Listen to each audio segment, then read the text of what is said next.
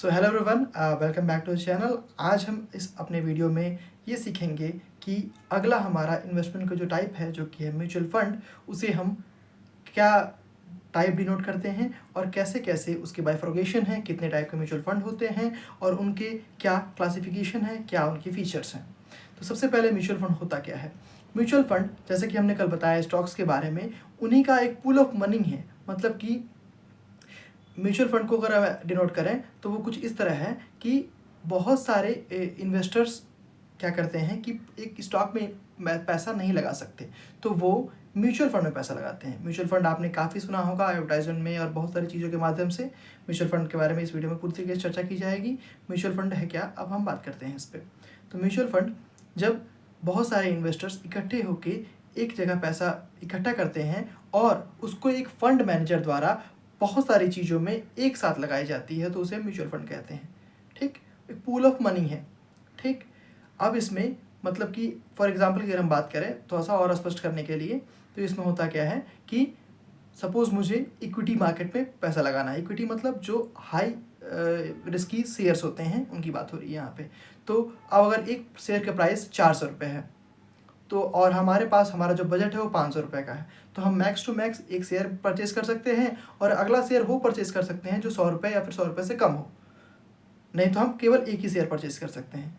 और अगर हम वही उसके अगेंस्ट में म्यूचुअल फंड में इन्वेस्ट करते हैं तो म्यूचुअल फंड डाइवर्सिफाई कर देता है उस चीज़ों को। मतलब कि 5-6 स्टॉक्स को आप कम प्राइस पे, जो नेट एवरेज वैल्यू होता है, उस पर ही आप लगा सकते हैं और उसी दाम पे आप बहुत सारे शेयर्स पे इन्वेस्ट कर सकते हैं। वो एक प्रपोर्शन में सबका एक रेशियो डिवाइडेड होता है, उस प्रपोर्शन में वो म्यूचुअल फंड डिस्ट्रीब्यूटर जो होता है, जिसको म्यूचुअल फंड मैनेजर भी कह सकते हैं, वो कंसर्न पर्सन उसको ये रिस्पॉन्सिबल होता है और वो अपने बेहतर इन्वेस्टमेंट डिसीजन से उसमें इन्वेस्ट करता है और उसके जो इन्वेस्टर्स होते हैं उनको एक अच्छी खासी रिटर्न प्रोवाइड करती है, जिसके लिए वो एक प्रोफेशनल कमीशन भी चार्ज करता है, वो उसमें इंक्लूड रहता है। तो हमने ये जाना कि म्यूचुअल फंड होता क्या है। अब हम आते हैं इसके फीचर्स पे कि म्यूचुअल फंड के फीचर्स क्या होते हैं। तो म्यूचुअल फंड का सबसे बड़ा फीचर वो है डाइवर्सिफिकेशन। मतलब कि बहुत सारी चीज़ें एक साथ मिलती हैं आपको, जिससे आपके लॉस होने के चांसेस कम होते हैं। अगर हम इक्विटी की बात करें, स्टॉक्स की बात करें, तो वो बहुत ज़्यादा डाइवर्सिफाई होता है।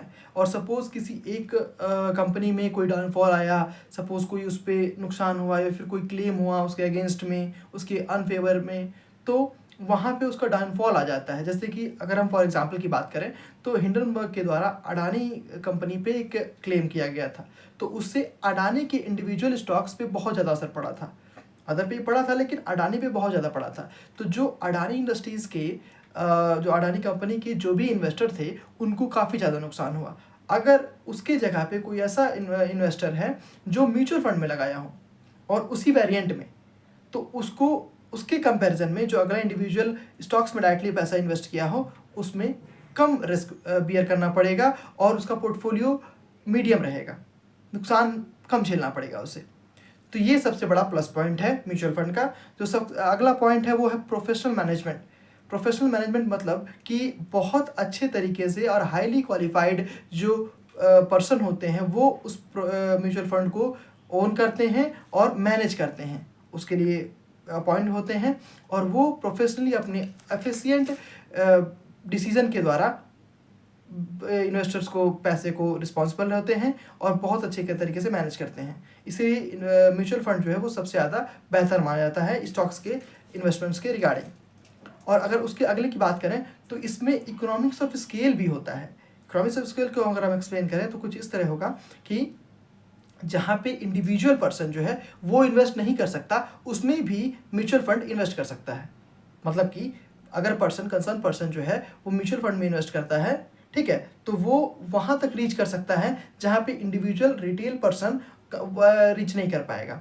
जैसे कि डेप्ट सिक्योरिटीज़ जो मैंने आपको कल एक्सप्लेन किया कि बॉन्ड्स जो होते हैं, गवर्नमेंट बॉन्ड्स होते हैं, उनका भी एक म्यूचुअल फंड कैटेगरी होता है। उसमें भी कोई भी रिटेल पर्सन उसमें इन्वेस्ट करके उस डेप्ट में डायरेक्टली इन्वेस्ट कर सकता है।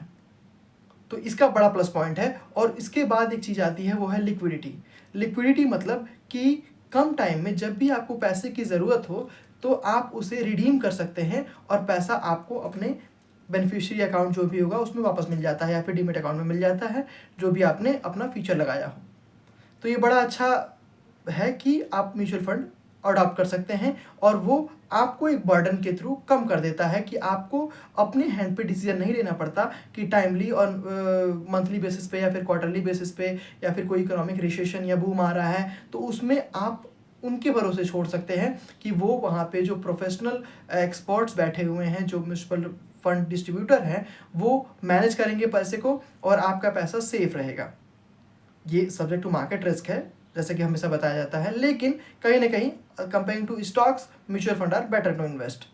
तो ये चीज़ हो गई। अब हम बात करते हैं कि म्यूचुअल फंड के टाइप्स क्या क्या हैं। तो सबसे पहला जो म्यूचुअल फंड है वो है इक्विटी। इक्विटी म्यूचुअल फंड क्या होता है कि जो हाई रिस्की स्टॉक्स होते हैं, जो ग्रोथ स्टॉक्स कल हमने बताया, जो कल का हमारा वीडियो था, अगर आपने नहीं देखा है तो आप उसे एक बार हमारे चैनल पे विजिट करके देख सकते हैं। कल की डेट का जो वीडियो है उसमें आपको पूरी तरीके से समझ में आ जाएगा स्टॉक्स के बारे में, और high risky stocks, growth stocks क्या होते हैं। तो वो जो स्टॉक्स होते हैं उनमें जब म्यूचुअल फंड इन्वेस्ट करता है, और म्यूचुअल फंड का जो पोर्टफोलियो होता है वो इन स्टॉक्स का होता है, तो उसे हम इक्विटी स्टॉक्स कहते हैं, जिसमें रिस्क बहुत ज़्यादा होता है और उसके पैरेलल ही जो उसके रिटर्न्स होते हैं वो भी उसी तरीके से बहुत हाई होते हैं। मतलब कि जितना ज़्यादा रिस्क उतना ज़्यादा प्रॉफिट। दूसरी नंबर पे आता है वो है डेप्ट फंड। डेप्ट फंड क्या होता है कि जो हमने कल बताया, कल के ही से काफ़ी ज़्यादा रिलेटेड है, तो आप मेक श्योर ये करें कि कल का वीडियो आपने ज़रूर देखा हो। तो डेप्ट फंड ये होते हैं कि जो बॉन्ड्स इशू करते हैं गवर्नमेंट, उसके ही अगेंस्ट में अगर उसका एक पोर्टफोलियो होता है म्यूचुअल फंड का, तो उसे हम डेप्ट फंड कहते हैं, जिसमें रिस्क बहुत कम होता है और प्रॉफिट भी कम होता है। बहुत कम नहीं लेकिन कम होता है, लेकिन फिक्स्ड होता है, चांसेस ऑफ लॉस बहुत मिनिमाइज हो जाते हैं। तो ये हो गया। इसके बाद हम बात करते हैं हाइब्रिड फंड के। हाइब्रिड फंड क्या होते हैं? तो दोनों के मिक्सचर्स होते हैं, मतलब कि इक्विटी भी होगा उसमें, इक्विटी के भी स्टेक्स होंगे और डेप्ट के भी स्टॉक्स होंगे। इससे क्या होगा, जो इसके रिस्क होंगे वो मॉडरेट होंगे, मीडियम होंगे, और इसके जो रिटर्न्स होंगे वो भी सेम मॉडरेट मीडियम होंगे। मतलब कि आपने ये समझा होगा कि जितने ज़्यादा रिस्क उतने ज़्यादा रिटर्न। तो ये हमारी पॉसिबिलिटी होती है। अब इसके बाद जो अगला बहुत ही फेमस म्यूचुअल फंड कैटेगरी है वो है इंडेक्स फंड। इंडेक्स फंड करके चीज़ हमने चर्चा किया था, जो स्टॉक मार्केट होता है उसमें स्टॉक एक्सचेंज होता है, बीएससी एनएससी, जिसके बारे में हमने कल बताया था कि वो दो मेन स्टॉक एक्सचेंज है, केवल नहीं मेन, मैं फिर से रिपीट कर रहा हूँ, मेन स्टॉक एक्सचेंज है इंडिया के। तो उनको उनका इंडेक्स होता है, जो मैंने कल आपको बताया, अगर आप फिर रिकॉल कर पा रहे हो तो इंडेक्स फंड को हम जो इंडेक्स होते हैं उनमें जो उनके जो स्टॉक्स होते हैं, ठीक है, जो अगर हम सेंसेक्स की बात करें, मतलब बीएससी की बात करें, तो जो सेंसेक्स है वो उसका इंडेक्स है बीएससी का। तो सेंसेक्स जो इंडेक्स फंड है वो उसमें आप इन्वेस्ट कर सकते हैं। उसी तरह सेम एनएससी में निफ्टी करके होता है, तो उसमें निफ्टी 50 स्टॉक्स होते हैं, 50 स्टॉक्स होते हैं, तो आप उसमें इन्वेस्ट कर सकते हैं, जिसके चांसेस ऑफ ग्रोथ के, रिटर्न के बहुत ज़्यादा होते हैं, क्योंकि उनमें वो स्टॉक्स होते हैं, उस इंडेक्स में वो स्टॉक्स होते हैं जो बहुत अच्छा मार्केट में परफॉर्म कर रहे हों और वो एक स्टैंडर्ड के तौर पे शो किया जा सके, इसीलिए वहाँ पे ये स्टॉक्स को डिनोट करते हैं इंडेक्स फंड से। और उसके बाद अब जो स्टॉक्स का कैटेगरी आता है वो आता है सेक्टर वाइज, मतलब कि सेक्टरल फंड। सेक्टर मतलब कि जैसे कि हेल्थ केयर इंडस्ट्री, तो उसमें जितने भी हेल्थ केयर के स्टॉक्स होंगे, इसके हेल्थ केयर कंपनी के शेयर्स होंगे वो लिस्टेड होंगे। अब जैसे कोई और हम माने ऑटोमोबाइल कंपनी, तो उसमें जितने भी ऑटोमोबाइल के हैं वो लिस्टेड होंगे। तो इसी तरीके से सभी इंडस्ट्रीज़ के स्टॉक्स उसमें लिस्टेड होते हैं, उसे हम कहते हैं सेक्टोरियल फंड, मतलब सेक्टर वाइज वो फंड डिवाइडेड होते हैं। अब हम ये जानेंगे कि म्यूचुअल फंड को इन्वेस्ट करते कैसे हैं म्यूचुअल फंड में। तो म्यूचुअल फंड में इन्वेस्ट करना उसी तरह आसान है जितना स्टॉक्स में आसान है। आपको एक डीमैट अकाउंट, जो कि कल मैंने बताया था, डीमैट अकाउंट एक ओपन करना है और उसके थ्रू आप उसमें म्यूचुअल फंड में इन्वेस्ट कर सकते हैं। म्यूचुअल फंड में एक और अच्छी चीज़ होती है कि उसका प्राइस बहुत ही कम पे शुरू होता है। जैसे कि अब तो इतना वैल्यू आ गया है कि आप 10 रुपये से भी म्यूचुअल फंड में इन्वेस्ट कर सकते हैं, लेकिन उसके रिटर्न्स उतने नहीं होंगे। इसलिए इट्स बेटर कि आप एक नॉमिनल अमाउंट, एक जेन्युइन अमाउंट इन्वेस्ट करें, ताकि जो आपको रिटर्न हो वो भी रिजनेबल हो और वो भी आप उसे in future, in near future, और आपको जब भी ज़रूरत हो उसे आप यूज़ कर सकें। तो होप आपने ये समझा होगा। If you have any query regarding any of the thing, you can comment below and our team will try to connect you with you और thank you, stay connected, stay watching, thank you.